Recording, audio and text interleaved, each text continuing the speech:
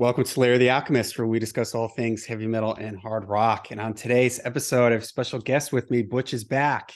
He's been here Hello. before. Yep, he's been here before at the Lair. He was just here not that long ago, giving us his top five of 2022 and the albums he was looking forward to in 2023. And we also did a Kiss Deep Cuts episode. So I'm going to leave that linked in the description down below. And Kiss is a topic here again today, and we are going to be doing, I've done this a couple times on the channel now already, putting together a vinyl record. Someone comes to you and they say, hey, I will press a vinyl record of Kiss. What songs would you put on it? And for the previous episodes, I said 10 songs, but a lot of people were commenting, and this makes sense. You know, vinyl, you can usually get 20 to 24 minutes on a side. So we're opening it up a little bit. We're saying as long as you can fit it reasonably onto a vinyl record, you can put those songs on there. So we may have more than 5 on a side. You know, we'll have to see.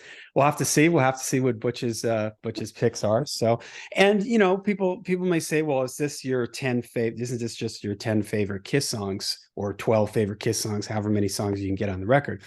Well, we also really wanted to put thought into sequencing. You know, what are you going to put on first song on side 1, first song side 2, last song on each side? You know, these are all things that we're thinking about as we're doing it here, kind of the flow of the whole thing. And I guess, you know, we could extend this exercise and do something like, a record full of our heaviest Kiss songs or poppiest Kiss songs, or for any band we could do the same thing. But we just sort of went with our general. Somebody says, hey, I'm going to make a vinyl record for you, you got to decide today what it's going to be or whatever. And so we went with here. Of course, these are all songs that we like, but you know, the flow of the whole thing is taken into consideration. So okay, Butch, your Kiss vinyl record, one of a kind. They're only making one copy of it just for you. What do you got on side 1? Well, it was an interesting. This was an interesting piece of work to put together.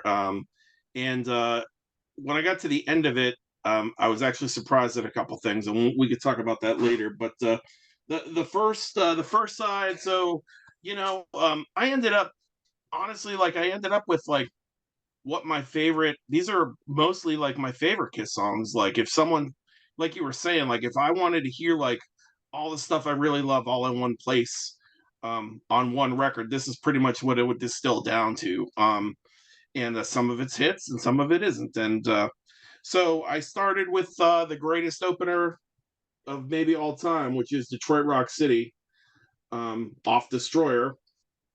Although I have to be honest with you, I did go by the song length thing, so I did actually on my playlist on Spotify. It's actually the version off of here that just truncates the beginning of the Okay. song. It's the same song throughout. It just takes that whole intro off. So I Okay. cheated a little bit.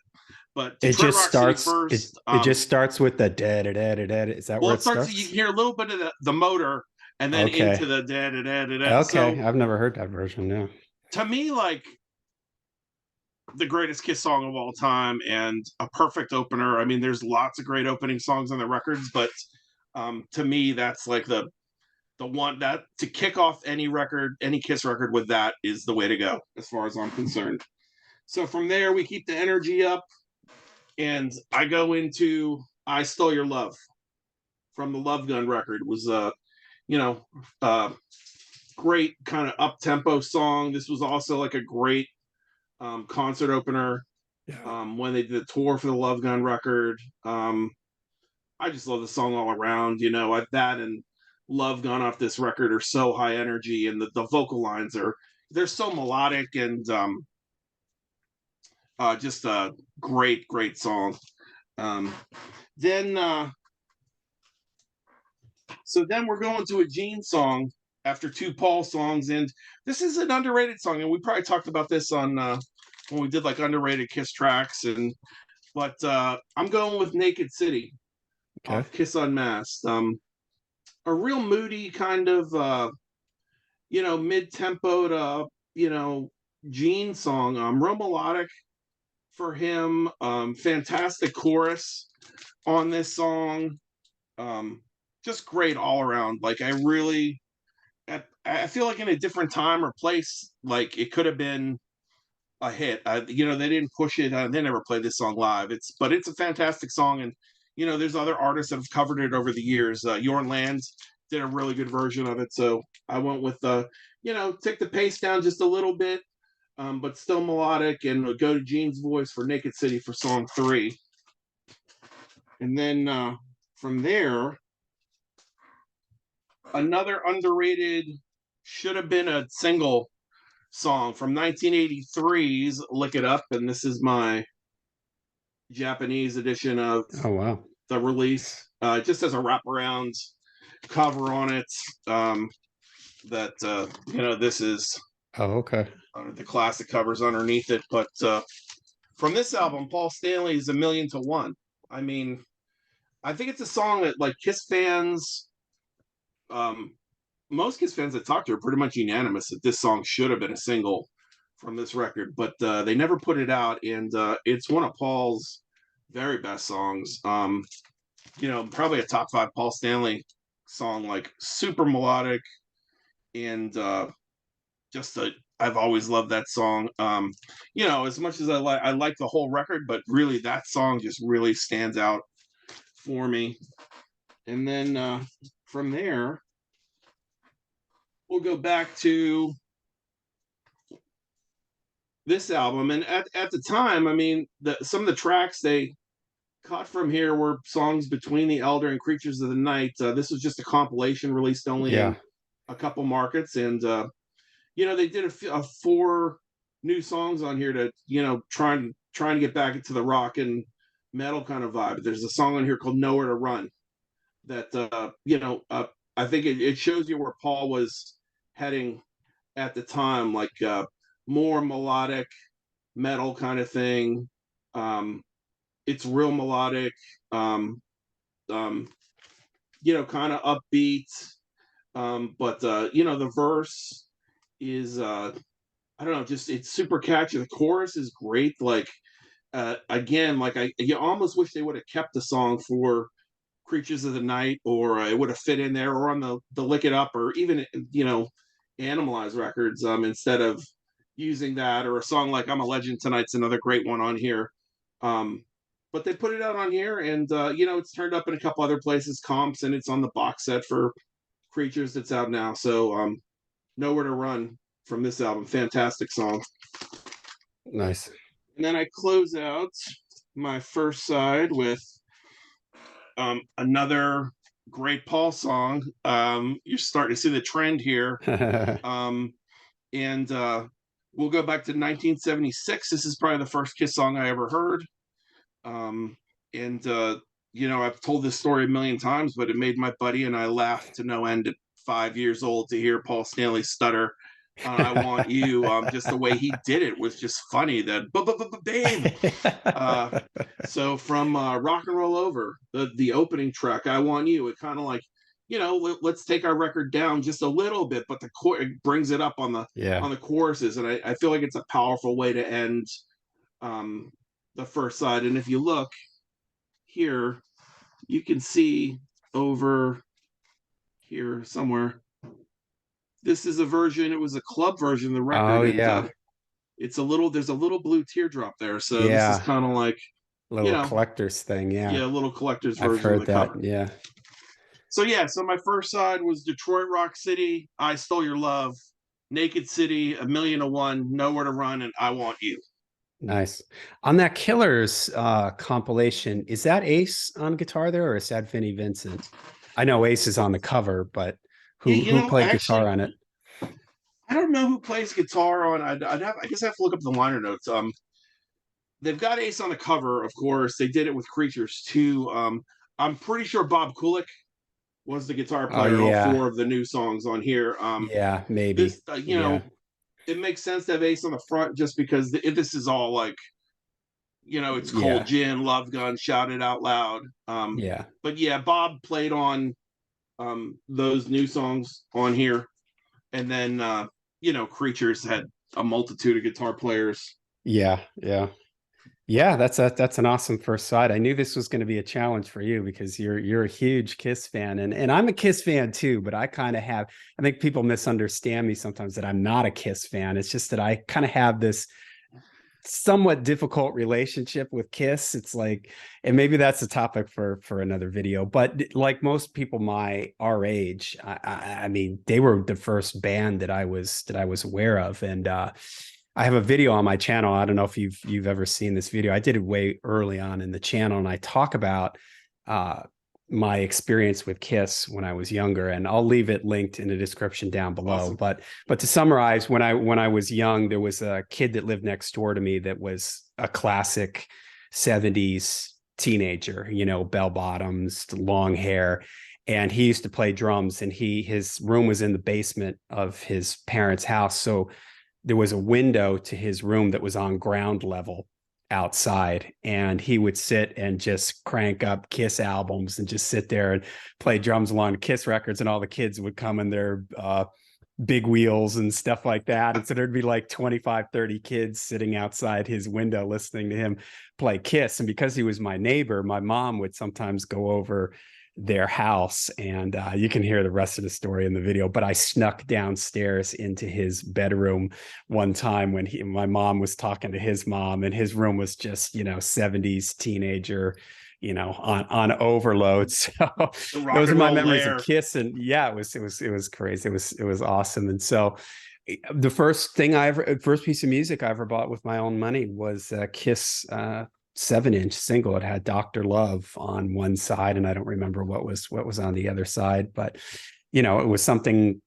Riding on the school bus, I distinctly remember a big debate going on the school bus. The kids were talking about how Peter Criss was going to leave the band because, and everybody, you know, the logic, well, he's leaving the band because Gene Simmons gets to spit blood and spit fire, and you know, Peter, he wants to do some of that, and he can't, you know. To us at 8 years old, that sounded perfectly logical. Yeah. In the meantime, he had the drums that go like 30 feet in the air with pinwheels of fire behind them. I mean, doesn't get Yeah. much cooler than that.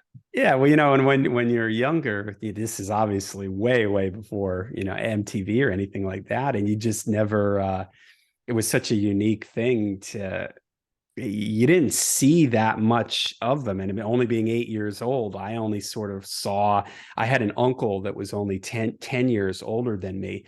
So when I was 8, he was 18.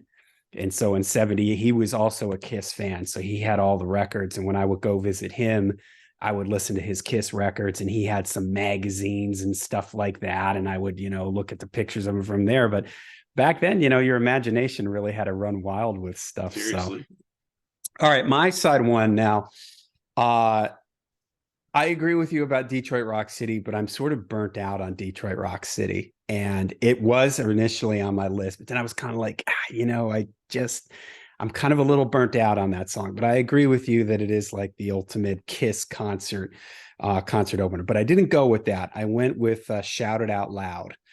And the reason why I started my record with Shout It Out Loud is when I think of the 70s, there's a couple of bands that immediately come to mind for me. Alice Cooper is one of them. And I think it's because, again, when I was younger, I remember seeing Alice Cooper on the Muppets. And, yeah, he was just, Alice Cooper makes me think of like those late night shows that used to be on Right. Friday or Saturday night, horror shows like Svengoolie, and there were all these other people that he's that kind of like 70s horror for me. So I always think of Alice Cooper. I always think of Cheap Trick for some reason. I think it has to do with that movie Over the Edge. And I also always think of Kiss. You know, Kiss to me is like, that's when they were at their, you know, ruling the world was in the 70s. And Shout It Out Loud just has that kind of 70s sentiment to me. You know, it's just kind of like the kids against the adults. You know, Yeah. don't let them tell you that there's too much noise, they're too old to That's right. understand, you know, that kind of thing. And that just so captures that excitement of rock and roll for me in the 70s when it was really rebellious and everything. So Shout It Out Loud starts my side one. Great Next song. I go into Making Love, uh, because it's just a hard driving, hard rocking tune. Then I go with, now I was kind of surprised. I'm a person that leans heavily on the makeup era stuff, and I thought there probably wouldn't be anything outside of the makeup era, but Tears Are Falling. I've always loved that song from Asylum. I love the melody line in it. It has that melody line that Paul sings there in the verses. It's kind of minor key and has a little bit of a Yeah. vibe to it. So I've always dug that song. That's number 3 for me. Number 4, this was, I believe I picked this when we did our deep cuts episode, Going Blind, from Hotter Than Hell. Always loved that tune. Love Gene's delivery in that. The lyrics in it are great. That bass line that he plays, he has sort of that Yeah. melodic bass line. And again, that's another one that has kind of a minor key. It's a little bit doomy, a little bit dark. And I end my side 1 with I Still Love You from Creatures of the Oh, Night. it's I a think, great song. yeah, and maybe one of Paul. I mean, I haven't listened to every single Kiss song that's ever been recorded, but from what I've heard, I think that's one of his better, if not best, vocal performances. And I thought it would be cool to sort of have my side 1 end with a kind of a long ballad. So just wasn't easy to do. I made a playlist on Apple Music, and I was shuffling things around. My initial 10 that I picked were all a little bit too slow, and because I kind of like the darker, heavier stuff. Yeah. And I had to shuffle things around to get a real kind of feel for me with how I wanted this to feel. So all right, there's my side 1.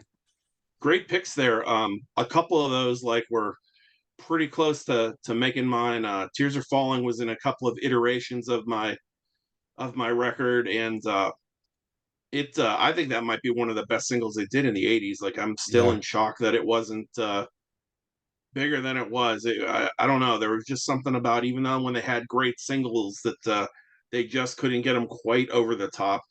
It got played a lot That's on MTV. I remember seeing Yeah, I that mean, it got a video all ton over of MTV, but it didn't really yeah, hit the ton of radio. airplay.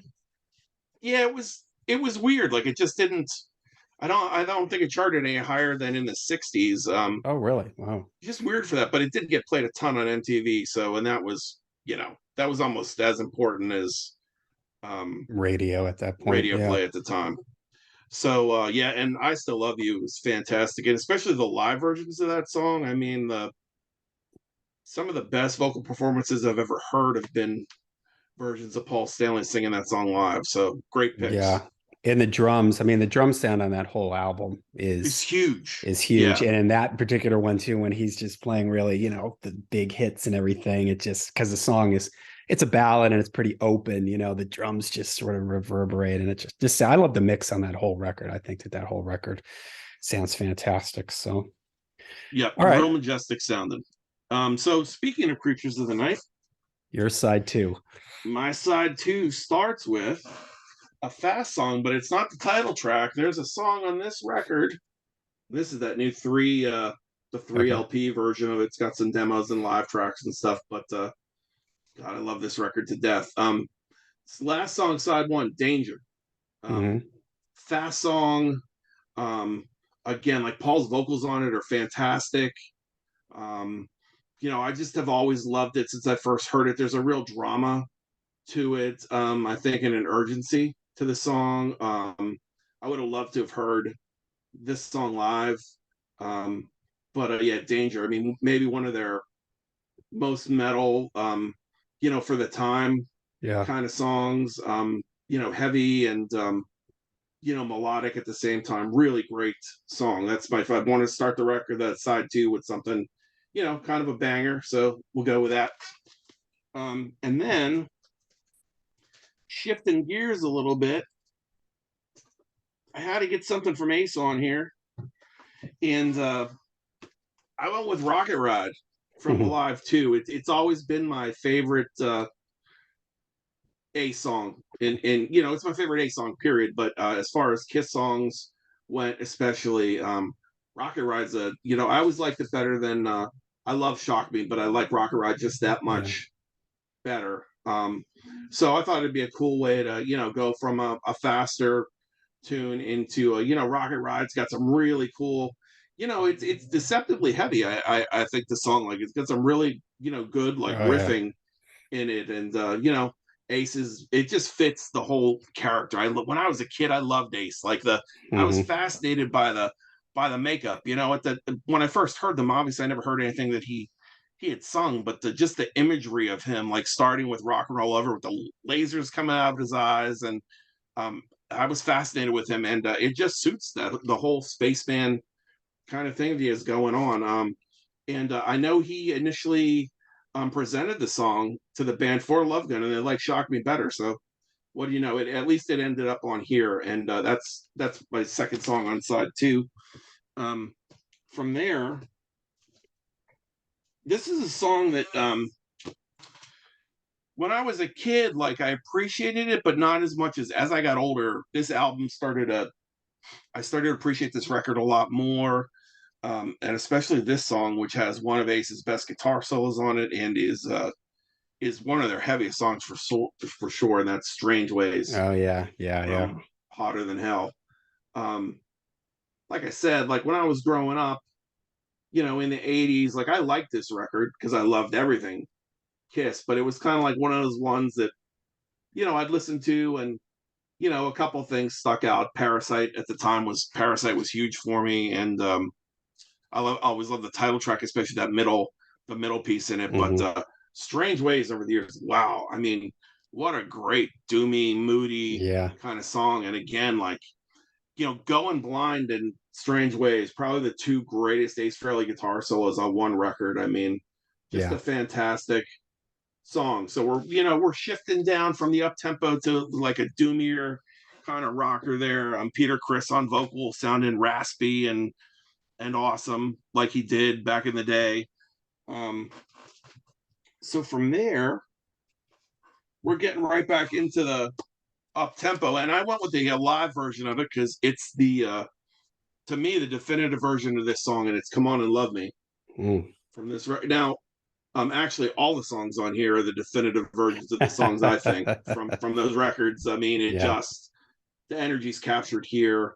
Um, But "Come On and Love Me" just sounds more powerful. I love the studio one you can hear the acoustic guitars and stuff in it, which is cool. But this just has an energy to it that I love. I mean, and again, that's a song that the more I listen to it, the more I love it over the years. Like I could listen to it over and over. My buddy Gus and I would go down to we'd go out to when we'd go out to bars and stuff. Those jukeboxes they have now that mm. connected to the net. We always played "Come On and Love Me," like always, always, always, multiple times a night. I would sit there and sing. Some of Nice. the lyrics to the song are fantastic. Uh-huh. Uh, so yeah, I mean, "Kiss Alive," "Come On and Love Me," and then I couldn't leave this song off because I know it's ubiquitous. Really, if you're a Kiss fan, it doesn't really get played on the radio much, but it's definitely a Kiss classic. It's been in every set list since the record came out, and that's the title track Mm. from Love Gun. Um, I love that song. The guitar solo that you can hear underneath Paul singing. Yeah, There's a version out there on Smashes, Thrashes, and Hits where they take the vocal off, and the solo is it's more highly. I mean, it's a real simple kind of repetitive thing that Ace is playing, but it's awesome. yeah, And I mean, it's just it's one of the best things Paul ever wrote. There's a reason that it stood the test of time. yeah, Um, so Love Gun for me, a lot of energy. Again, some of these songs are high energy, but a lot of melody too. Like Paul is always bringing the melody. And for then sure. the last thing, and this is one of those records that's kind of like people don't really know much about it outside of the Kiss fan base, but within it, there's a good bit of debate about its worth.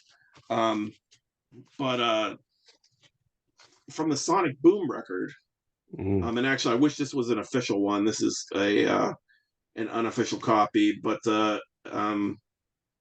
sounds good. But I do have it on CD too. But there's a song on here called "All for the Glory" that is fantastic. Eric Singer sings on it, and it's real reminiscent of like some of these high octane kind of Swedish bands like the Helicopters and Mm. the Backyard Babies. It's got that kind of vibe to it. And in fact, there's a band called Marvel from over in Scandinavia that covered it, and it fits them like a glove too. A great Latter Day Kiss song. I wish they would have made a single for it. I wish they would have played it live. With Eric singing, you figured they would have given him and Tommy like a chance to sing their songs from this record live, and Yeah. they could extend the set that way. But they never did play it live, as far as I know. But I thought it was a good way to end the record. It's it's real high energy. Um, the lyrics are cool. They're all for one, all for the glory, like typical Kiss anthem Yeah. kind of song. I thought it was a good way to end the record. So that's my side too. Um, Danger, Rocket Ride, Strange Ways, Come On and Love Me, Love Gun, and All for the Glory. Nice. Yeah, Strange Ways almost made it onto mine because I really like that one. That one also. That's probably Hotter Than Hell is probably maybe it's my favorite out of the first three. The I first go one back and is forth really good too. between, yeah, it's in the mix for me with um, Destroyer and Dress to Kill. It's been in the rotating chair position. Mhm. I think it's like currently sitting at 3 or 4. Creatures is up there for me Yeah. too, but Hotter Than Hell, like after years, like it just kept sneaking up and sneaking up, and next thing you know, I'm like, wow, I love this record. Yeah. All right. Well, my side too, I start with I Stole Your Love. Now I'm going to go with the live version of it. And there's a reason why, because I like the live version of it, but it's also you mentioned earlier that it's just a good, I think they've opened some of their shows with it. Yeah, So I Stole Your Love, the live version. And that goes into, for me, song number 2, the live version of King of the Nighttime World. nice. Now, I put this in a playlist. It does actually work. It's a little hard to separate King of the Nighttime World from Detroit Rock City because I think I made a video a long time early in the channel of like songs you think of, you always pair them together. Yeah, We Will Rock You, We Are the Champions. Detroit Rock City into King of the Nighttime World is like that for me. I always hear those two songs as a pair. same. In the studio version, I don't know if this is just the way it was edited. I was listening to it on streaming. On the record, of course, it just segues right into it.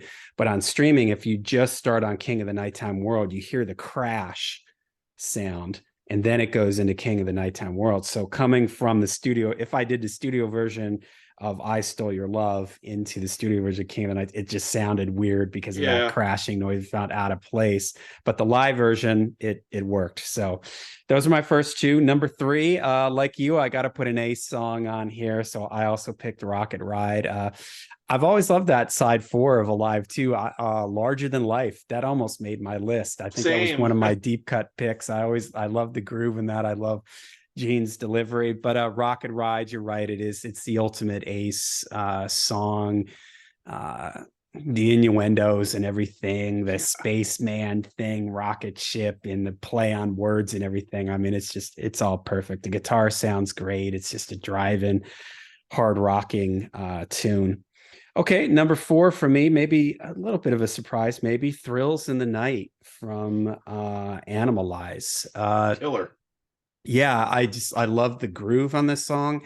I'm not as much of a fan. I pretty much got off the Kiss train after Lick It Up. I didn't really pay much attention to them, but I've been revisiting the band, and I mean, I did over time. I eventually did get these records, but I never really embraced anything wholeheartedly after Lick It Up. But Animalize has grown on me over the years. I did a video on Animalize on my channel, and I just really love this song. I'm assuming it's a Paul song. I don't know. I'm putting you on the spot here. Is that a Paul It song? is. It's one of Yeah. those real melodic Paul Yeah. kind of things. Like every record around that time seemed to have one like that, A Million to One and Thrills in the Night, and then when you go to Asylum, Who Wants to Be Lonely, like Yeah. just these ultra melodic rockers that that he was bringing. He was doing some of his best writing while Gene was Absent. And phoning yeah. it in and acting. Yeah, yeah, exactly. So that's, I think, why I like it so much. It's a little mid-tempo. I'm slowing things down a little bit here as we take the side 2 of the record out. And I think Paul sounds great on it. All right, so the last song for me, last song on side 2 is, and this, when I made my list, this was the first one that I put in place. I had to hear it at the end, is Black Diamond. Uh, I love the feel of it and the way it ends. The studio version, I'm going to go with the studio version because of that repeated, sounds like a record slowly slowing Yeah, down type of thing. I just think that that's a way to take out side two of the album, and I just love it. It's heavy. It's, you know, uh, I wouldn't, I don't know. I wouldn't really consider Kiss to be a metal band. I don't know.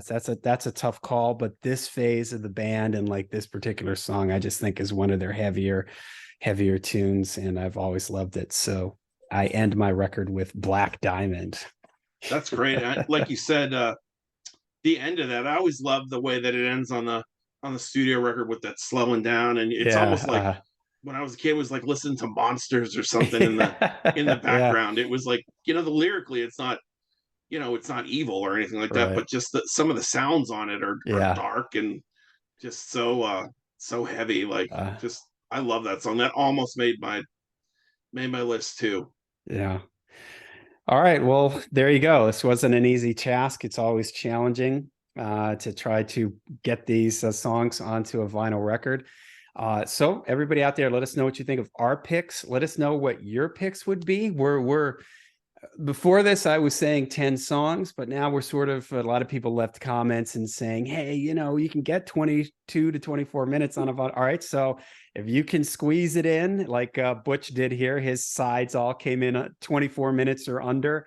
So he did make it fit here within the parameters of a vinyl album. So if you can do that, can throw some extra songs in my playlist. And when I put it in my Apple Music, came out to exactly 40 minutes. So classic vinyl record length there. So let us know what you think of our picks.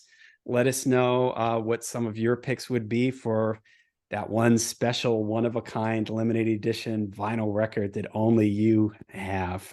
All right. Let us know down below. Butch, thanks for joining me here at the channel. I'm sure we'll see you here again at the Lair. Everybody out there, Thanks for having me, John. till we see you again, make sure you stay heavy, stay metal.